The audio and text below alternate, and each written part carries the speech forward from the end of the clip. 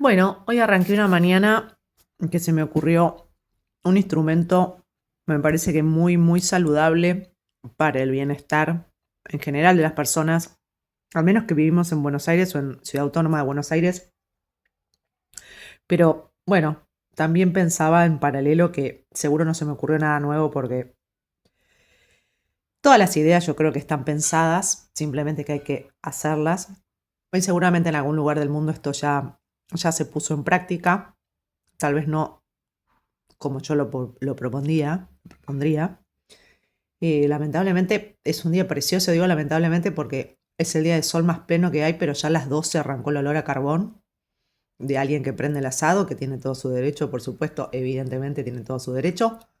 Así que bueno, están ahí armando asado, posiblemente en el pH. Bueno, yo ya padecí esto, lamentablemente tengo una detección del olfato del carbón y de la leña fuerte. Acá en la obra los muchachos hacen asado los viernes, así que ya no se puede, yo que a mí no me gusta tener la ropa, ahora tengo la ropa, allá me la pasé limpiando, tengo telas en mi espacio, digamos, colchón, sábana, acolchado, los abrigos en el pasillo, digo, son 38 metros.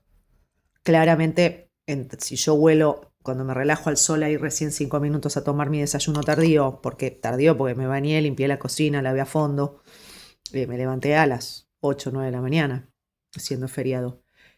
Bueno, y es un asunto de todos los días, el tema de los asados, yo ya lo padecí en Cerviño 3790 de manera muy riesgosa, porque incluso en el Zoom de al lado, cuando no se alquilaba el mío todavía, pues no estaba terminado, que debía estar, pero bueno, no lo estaba, en el departamento de al lado hacían asados seguido y se volaban las brasas para la pileta donde yo estaba. Y eso era de mucho riesgo porque había incluso reposeras. Yo se lo avisaba a la administración, pero bueno, no respondían. Tampoco respondían por los vecinos que hablaban y miraban a mi Zoom y mi pileta y mi reposera, que era un derecho que yo tenía como inquilina. Por eso me había pagado un alquiler muy caro para estar 2 años, para refaccionar mi lugar. Digo, como ejemplo, eso era 2016 en el Boulevard Cervinio. Acá es como así, 5 cuadras, para abajo, es decir, como para el lado del Río de la Plata. Eh, para lo cual, de la costanera, para lo cual son cuestiones urbanas que, al menos como inquilina, y en este caso acá como propietaria, se plantean cada vez más en la situación en donde yo no tengo ganas de tener menos olfato. Cuando tuve COVID, en el 2022, que incluso vivía yo en mi casa y vine acá a trabajar porque este es mi espacio de trabajo, ahora hace un año y no eligiéndolo, tengo que vivir y no trabajar acá, por motivos ya informados, da igual. Para lo cual, em, yo no perdí el olfato, se me alteró, me agarró como una alteración que era muy común y después se ve que volvió el olfato, pero no igual. A mucha gente le pasó con eso y con varias cosas que como que no recuperaba funciones hasta que recuperaba. Para recuperar el olfato tenés que oler. Yo lo investigué bastante, es decir, no tenés que dejar de oler cosas, tenés que igual oler. Y en algún momento, bueno, se ve que se dio que empecé a tener el gran olfato que siempre tuve de pequeña. De hecho, en la secundaria quería ser perfumista, con lo cual el olfato podría ser mi trabajo. Hay gente que trabaja de eso, oliendo fragancias, para eso existe Marta Harf, que es ahora Bue, Perfumería Bue, creo que es, Verónica Zuberbühler, bueno, L'Occitane en Francia, es decir, hay personas que no hace falta que seas Christian Dior o no sé, Burberry o no sé, o Boucheron, no sé, Givenchy, no sé, o sea, ni idea.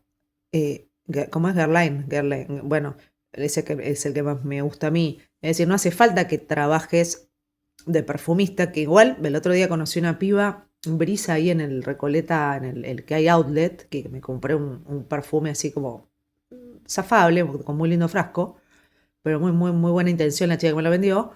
Y la verdad es que la chica tiene que venir, creo que vive en zona sur, tiene que venir a Capital y tiene que tener el olfato perfecto para asesorar sobre perfumes. Y de hecho yo se lo elogié porque es muy raro que haya personas que puedan describir con la sapiencia que hacía ella sobre las notas florales, las combinaciones, las diferentes. Digo, es un trabajo. Oler es un trabajo para ella y para algunas pacientes mías que eran, por ejemplo, repositoras de Pharmacity, donde tenían que asesorar muchas veces a clientas porque no venía nadie y asesoraban sobre perfumes. Eso es un plus para el empleado y para la persona que quiere vender ese perfume. Ni hablar para el cliente, que hoy los clientes son hostigados por o el ninguneo, o porque no pueden preguntar nada, o porque, bueno, es complejo. También la gente que atiende al público está quemada de preguntas. Pero bueno, todo para decir que yo prefiero sentir más. Siempre. Es decir, no es sentir menos. Sentir lo que sería los sentidos, que eran 5 y se ve que ahora son más, porque está también el sentido sensorio, lo que yo percibo del cuerpo, bueno. Pero siempre es mejor en más. Como todo, obviamente, si la persona no durmió, esto yo puedo dar fe porque en algunas etapas de mi vida, por fuerza mayor, es decir, por haber padecido violencia, elegí quedarme despierta. Eso pasó en otro país cuando yo tenía 20 años. O en algunas otras circunstancias, por fuerza mayor, yo elegía estar despierta. Y otras veces, lamentablemente, no me podía dormir por otras situaciones, ansiedad ante un examen, nervios y dormía menos, incluso para un cumpleaños, para cosas copadas o para viajes. A mí me pasaba que me hiperexcitaba y me ponía re alegre y bueno, capaz que dormía menos y bueno, no pasaba nada tampoco. Podía funcionar perfecto. De hecho, iba al trabajo muchas veces realmente con altas responsabilidades, sin haber dormido casi, pero haciendo relajación y todo, y funcionaba perfecto. Pasa que en mi caso tenía que tomar una medicación obligada que no me hacía dormir bien, lamentablemente. Y si quería dormir bien tenía que sumar otra. Entonces yo me negaba a sumar otra, porque ya me parecía injusto que tomara una, esa que me daban. Injusto porque estudié muy bien, no porque injusto porque me victimizaba, sino porque yo no debía consumir eso. Para algo estudié. Pero bueno, lamentablemente el contexto consideraba que sí, y como una quiere trabajar y no tenía posibilidades de trabajar otra cosa en ese momento, no me quedó otra que asumir el tratamiento combinado que los especialistas de este país me daban a mí, para mantener mi supuesto equilibrio, que lamentablemente no lo tenía en ese momento. Pero bueno, decían que lo tenía. Pero bueno, cuando el equilibrio es sometimiento, hay que sospechar. Cuando el equilibrio es no me quejo, hay que sospechar. Cuando el equilibrio es sistemáticamente un buen modal, hay que sospechar. Digo como para introducción, voy a hacer videitos de 10 minutos, así no se me hace tan largo, pues me parece rico como para pensar esto que yo decía del leitmotiv del video, que es para mí una suerte de política sanitaria con relación a la salud mental poblacional, sobre todo en centros urbanos. Yo lo pienso para el mío, para mi centro urbano, pero en general para lugares donde se convive con personas que son un crisol de subjetividades. Entonces, en mi caso particular, siempre sentir el olor a carbón o el sonido de las brasas cuando empiezan a hacer el asado los muchachos de la obra, y yo con todo cerrado, las persianas y todo, a mí me salva, porque si yo estaba con la ropa colgada y oigo las brasas, rápidamente escucho, quiere decir que tengo un sentido agudizado y escucho el ruidito de las brasas, conozco las brasas del fuego que van prendiendo y saco la ropa. Y eso a mí me salva de tener la ropa con olor a humo o asado, que a mí no me gusta. Amén de que yo no como carne, no me gusta el olor. Incluso cuando fumé tabaco no me gustaba ni el sabor del tabaco ni el olor. Era una fumadora totalmente renegada, culposa, sabiendo que hacía algo mal, con lo cual era un hábito comportamental estúpido, tonto, porque yo no era de las fumadoras que disfrutaba y que sentía muchísima culpa por hacer algo que estaba mal. Me pasaba mucha factura mi super yo, digamos, mi conciencia moral sobre ese acto, sabiendo que el papel decía es perjudicial para la salud y yo lo entendía perfecto. La verdad que no la pasaba bien. No era un mérito decir, ay, qué bien dejó. No, me costaba dejar, cada tanto me costaba, tejía, me acuerdo, tejía mucho, o buscaba algún abanito como para ir cambiando el hábito de echar humo, que es lo comportamental, de acompañar algo con algo.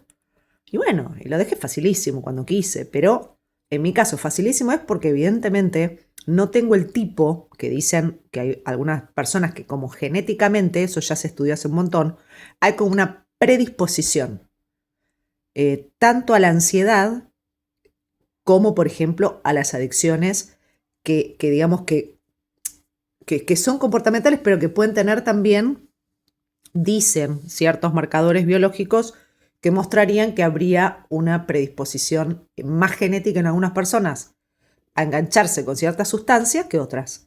Yo realmente no sé cómo es eso. Yo lo leí, estos son estudios que te digo que leí hace un montón de tiempo. Pero bueno, en lo particular, no me encuentro en ese grupo, creo. Tal vez soy como muy fanática o muy adicta rápido al aceite de oliva. Y después capaz que no lo como nunca más, soy como más rara, pero no, bueno, el aceite de oliva me encanta. Pero bueno, no lo sé, no sé bien cómo es mi patrón adictivo, pero seguramente a sustancias que yo ya sé que hacen mal y que creo en la teoría, mi psiquis, digamos, mi aparato mental, mis pensamientos me dan mucho malestar cuando fumo, por ejemplo, si llego a fumar. Digo, el último cigarrillo no sé, hace 1000 años que fume, pero por lo mismo cuando tomo cerveza, por ejemplo. Cerveza me encanta el efecto que hace, así como que me relaja el toque. Pero yo ya, apenas se me va ese efecto, yo ya me siento mal porque hoy tomé, no me hace bien. Yo ya sé que pienso peor. Y mirá que no me emborracho, nada. Pero a mí, ya saber que hay algo que yo ingiero que no me hace bien, la verdad que no la paso bien. Es un garrón. Porque en otras épocas no me pasaba, al contrario, disfrutaba un montón, la verdad. Porque esa es la verdad, disfrutaba un montón de mi helado de zamballón, chocolate con almendras, banana split, me encanta la crema pastelera, me encanta la crema chantilly, eh, qué sé yo, podría comer kilos, pero no, en algún momento me gustaba un poquitito de champagne o en la adolescencia clericó porque era más dulce. No sé cómo, yo me muero, ahora pienso en eso, no lo puedo ni pronunciar, que me da como rechazo. Pero creo que todo ese tipo de elecciones siempre es mejor sintiendo. Cuando vos te dan un estabilizador del ánimo, que puede también ser un antidepresivo, porque en realidad no se llaman así, pero cuando vos te deprimís, a vos lo que te dan es un antidepresivo, que en realidad lo que está haciendo es estabilizando tu estado anímico, o para un lado o para el otro. Solo que el estabilizador de ánimo se suele llamar, ahora lo pienso, a las personas que supuestamente tienen inestabilidad, entonces pasa de un estado al otro, un estado al otro, o mezcla estados. Pero la persona que está en depresión también está de un estado al otro, o está en una inercia, que es una marsopa, o bueno, o está muy negativa con todo, pero camina, pero está como con poco capitalización de su potencial, o bueno, sí, hay después estados más mixtos, hay más crónicos, pero digo, la persona toma un antidepresivo que lo va a sacar de un estado y lo va a cambiar a otro. O sea que lo está estabilizando de alguna manera, ¿no? Hay como un estado, ¿no? Después puede estar un estado así, pero que vos querés que haga así, o puede ser un estado que está agitado, y vos querés que haga así, pero digo, en definitiva es un estado del ánimo, por eso se llaman trastornos del estado del ánimo, ¿sí? En definitiva es un estado que cambia. Ahora, el estado del ánimo no es una emoción que cambia. Esto es importante, porque viste que ahora todo es igual que todo. O sea, claramente, si fuera una emoción, tan tontos van a ser tantos psiquiatras en el mundo de haber visto eso. Digo, si fuera tan simple como, ay, bueno, voy a gestionar mi emoción, tan pavos no. Digo, yo realmente soy muy crítica respecto a todo lo que estudio, pero tantas personas en el mundo tan equivocadas de haber visto ciertas regularidades, digo, tan desquiciados como decir, ves una película, lees un libro y se te pasó todo, no sé, o sea, obviamente, echa la ley, echa la trampa, yo entiendo, chanteríos hay en todo el mundo, pero tan equivocados no estaríamos. Yo realmente estuve muy a contrapelo y fui muy crítica en mi estudio en la facultad, era una revolucionaria silenciosa, solo para mantener el promedio, la verdad. Me pasé de los 15, ¿no? Bueno, voy a hacer uno de 20. Pero lo cierto es que una emoción es una emoción, punto. Hay que cuidar muchísimo esos discursos contemporáneos que están buenísimos. Si haces terapia más tradicional, o si hiciste alguna vez, y tenés como contrastar. Porque después vos elegís no hacer nunca más terapia psicológica. Yo creo que ahí está lo bueno de la información. Es decir, del mundo que nos toca, que a mí como estudiante no me tocaba, porque digo 1000 veces y cuento que fotocopiaba los textos que tenía alguna persona que había viajado, es decir, para leer los textos que a mí me interesaban había que hacer una obra de arte, era acá en Buenos Aires, en la UBA. Entonces, o ir a la biblioteca pero revistas de antaño que eran únicas, por ahí muy difíciles de buscar. Había que hacer cursos, ¿no? El recycling era bueno, había que hacer cursos enteros para aprender a manejar el buscador. Eran en papel. Era un mundo muy complejo para acceder a material que no estaba en el currículum. Y además hay un dato que es muy interesante, que es la facultad, por cada materia, yo no sé si eso pasa en otras disciplinas, no conozco, pero por ejemplo estudié recursos humanos que se llamaba Relaciones Industriales en la UADE y no pasaba. Es decir, había una cátedra única, contabilidad era con Chilkowski, no había Chilkowski y un profesor de otro corte contable. Como que Chilkowski era keynesiano y estaba el otro que era, no sé, por decir, no tengo ni idea, por Dios, perdón los contadores, pero digo, era Chilkowski, punto, era el que había.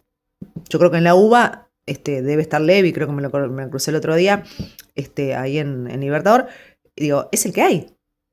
No había 2 cátedras de contabilidad, 2 cátedras de economía, 2 cátedras de, no sé, la Plañe creo que era el profesor de computación del secundario, hacía toda la planificación y la parte de sistemas de ciudad universitaria. No había otra cátedra, era ese. En cambio, en psicología hay 2. Y eso ya te está mostrando algo muy relevante. Y en mi época no era igual elegir una u otra. Eran descripciones y cortes de sujetos gigantes, con lo cual si los propios psicólogos, sin parar, porque doy fe que uno lee y estudia y mira, no nos podíamos poner de acuerdo en algo, difícilmente una persona que ha accedido a componentes de conocimiento sobre la salud del sujeto, entendida por la salud. Después podemos discutir si es psicofísica, psicofísica, psiconeuroinmunoendocrino socioafectiva. Es decir, después podemos discutir, pero bueno, es una persona que le pasan cosas. No importa, después podemos tener la psicosomática con Quiosa, lo que vos tengas ganas. Pero es una persona que le pasan cosas. Que le generan malestar. No importa si el malestar es que la persona le duele la panza porque se tiene que ir a operar y entonces emocionalmente está deprimido, pero le pasa, tiene malestar. Digamos, en la vida hay malestar o bienestar.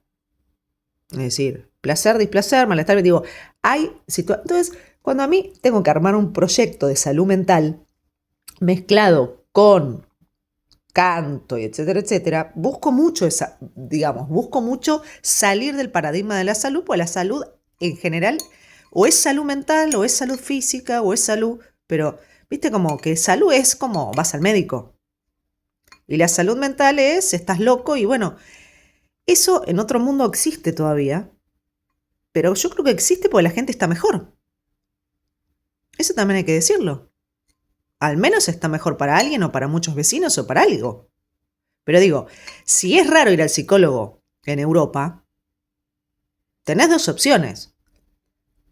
O que toda la gente está demente y nadie consulta y los países no funcionan, o que la gente vive de una manera en donde la locura que cualquier persona puede tener o pasa desapercibida o no es tal. Digo, la locura entendía como malestar. Digo, evidentemente las personas no padecen tanto porque ¿qué sociedad va a seguir padeciendo? O por ahí en Europa están padeciendo todo el tiempo y son negadores compulsivos. Yo no sé cómo es. Pero a mí, que cuando voy a España, ser psicóloga ahora cambió, pero no sabes lo que era hace un año atrás. había que hacer una obra de ingeniería para poder atender a un paciente a nivel clínico como hago acá. Por eso no pude ir y no me fui a vivir, porque si no ya estaría viviendo allá. Literalmente. Y probablemente seguiría casada con un señor que iba a poder laburar allá y yo laburar allá. Pero bueno, cosas de la vida. Ahora, ¿por qué ir al psicólogo en otros países no es lo que es ir acá? Acá está totalmente normalizado, naturalizado, hasta el punto que no sirve. Hasta el punto que nadie quiere ir más. Cuando yo me doy cuenta de eso, después de mucho tiempo, de dar, digamos, de notar que se ha transformado en un lugar como una peluquería, por decir, o como un salón de justicia barato, o como, bueno, diferentes espacios. Entonces ahí directamente es cuando proceso la idea de que evidentemente o viven mejor. ¿Quién es? ¿Quién es? ¿Afilador? No, gracias. Bueno, afilador, lo único que me falta. Justamente hablando de los cuchillos me vino bien. No uso cuchillos, me encanta la revolución de la cuchara, que sé que existe. La conocí en una aldea del yoga. Y bueno, yo considero que por alguna razón no hay tanta demanda de los psicólogos en el exterior. Habría que estudiar, pero yo creo que en Austria tampoco. En Inglaterra menos. ¿Por qué no hay? Otra opción podría ser que los psicólogos están mejor insertos en las instituciones. Entonces, de pronto, en el colegio el psicólogo funciona bien, resuelve, como Paul Dix, por ejemplo, que es consulto. Yo siempre lo recomendaba, el inglés que recomiendo en la orientación a las familias y en psicología infantil. Es decir, ese chabón tal vez es consultado en los colegios, tiene muy buenos protocolos de intervención para docentes y en casa no necesitan el psicólogo. Esa es otra opción que se me está ocurriendo ahora. Pero acá, en lugar de psicólogo, yo no me quiero poner fanática en lugar de psicólogo, para nada. Al contrario, yo siempre busqué no ser psicóloga clínica. He sido porque no me ha quedado otra, necesitaba comer y no encontraba mejor espacio. Y además me encanta hacerlo, pero bueno, la verdad que prefiero cantar y que me paguen cantando después de 30 años de escuchar problemas. O lo que hice, armar un espacio interdisciplinario cruzando saberes y que sea terapéutico, pero no como una terapia, sino complemento de la terapia psicológica, sobre todo en casos graves. ¿Qué me sucedía? Las terapias individuales no les dan respuesta. Entonces terminaba yo dando esas sesiones individuales en conjunto como complemento con sesiones individuales de psicoterapia para una persona pasando un duelo, una situación grave, complicada de pareja, lo que sea, y no les dan respuesta.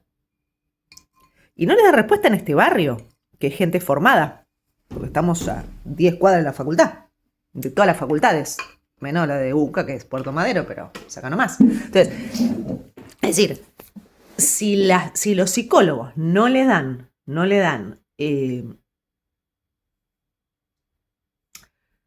eso es lo que pienso, ¿no? Como si no les dan, no sé, no le dan en la tecla, podríamos decir. No le dan en la tecla, la verdad que no lo sé, realmente no lo sé cómo es. Pero sí, me parece que mucha gente entró por ahí creyendo que iba a encontrar un espacio para zafar de terapia. Mucha gente entró por ahí creyendo que iba a encontrar un espacio para optimizar su terapia.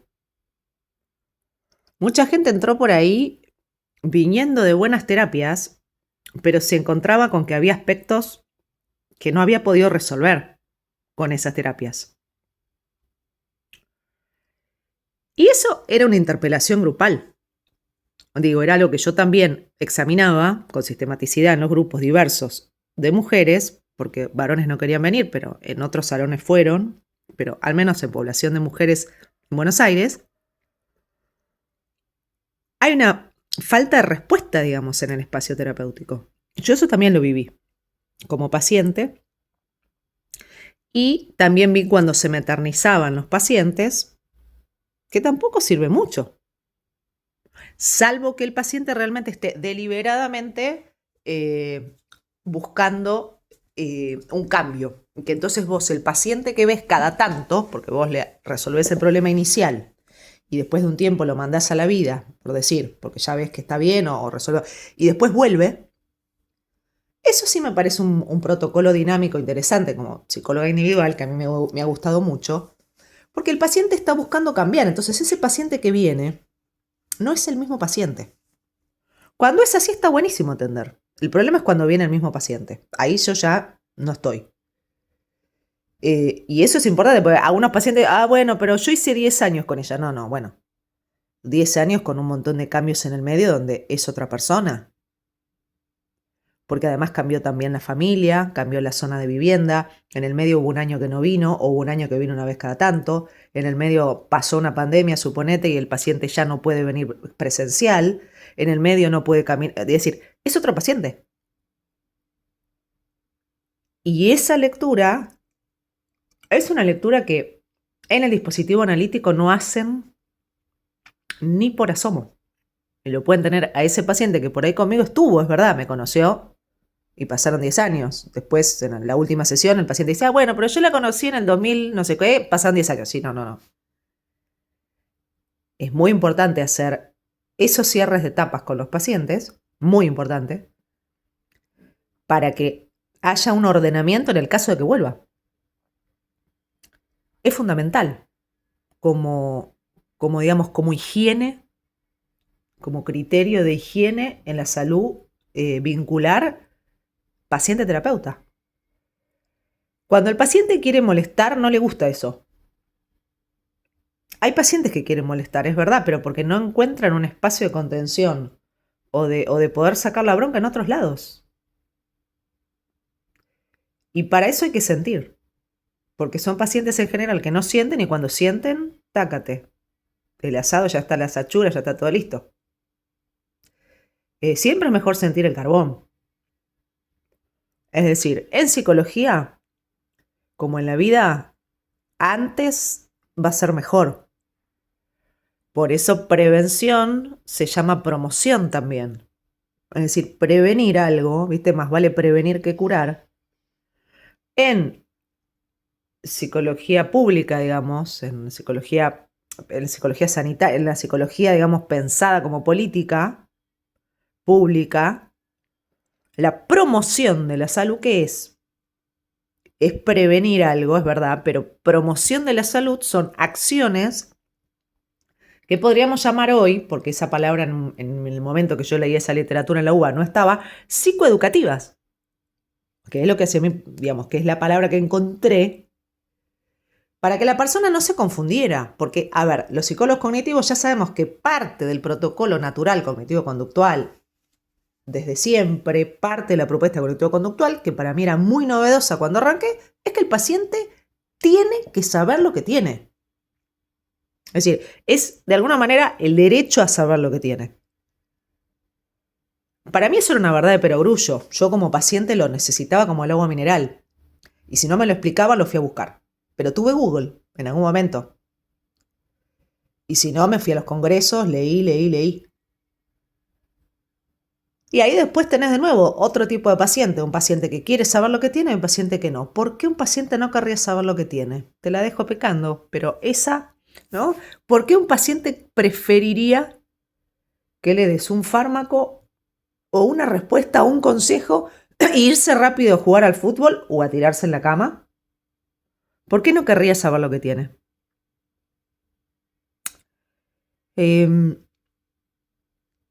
Para mí, el psicoanálisis en esos aspectos favorece lo que se llamaría la externalización del problema. Y eso está bueno para algunos problemas psicológicos, no para todos. Sobre todo es circunstancial, si lo vas a pensar, porque con esto el aspecto transferencial es como una dinámica, ¿no? Pero en algún momento el problema está afuera. O en muchos momentos. Cuando eso se eterniza, es tremenda la adicción que hay a los espacios terapéuticos, el que fuere. Bueno, para eso también me parece que todos los modelos que vienen integrando una perspectiva de conocimiento cibernético o de los sistemas, para mí yo no encuentro mejor cosa que poder hacer una lectura de cualquier marco teórico psicológico, cualquiera, los nuevos de la compasión, los de la psicología positiva, los de cualquier tipo de approach psicológico contemporáneo, cognitivo, conductual, para mí no hay como estar formada en comunicación. Para mí, si de comunicación no sabemos, yo no entiendo cómo trabajan. Porque para mí la lectura de las teorías y del paciente, sin poder habitar lenguajes comunicacionales con pericia, es lo mismo que la nada. La música es uno. Por eso siempre decía yo, ¿no? Hay el modelo de inteligencia del jazz, porque entendiendo el modelo de inteligencia del jazz, ya uno es un psicólogo, pero extremadamente bueno. Pero hay que entender eso antes. Entonces, bueno, podés estudiar ya, después ser psicólogo. Bueno, ya nos vendría bien que muchos que tienen la habilidad para hacerlo puedan encauzar sus morales en un protocolo ético de atención al paciente. Pero bueno, prefieren seguir siendo músicos. Lamentablemente es así. O no, bueno, no sé si lamentablemente. ¿Cuánto voy? 31. No sé si tirarle idea irme a caminar con el día que hay.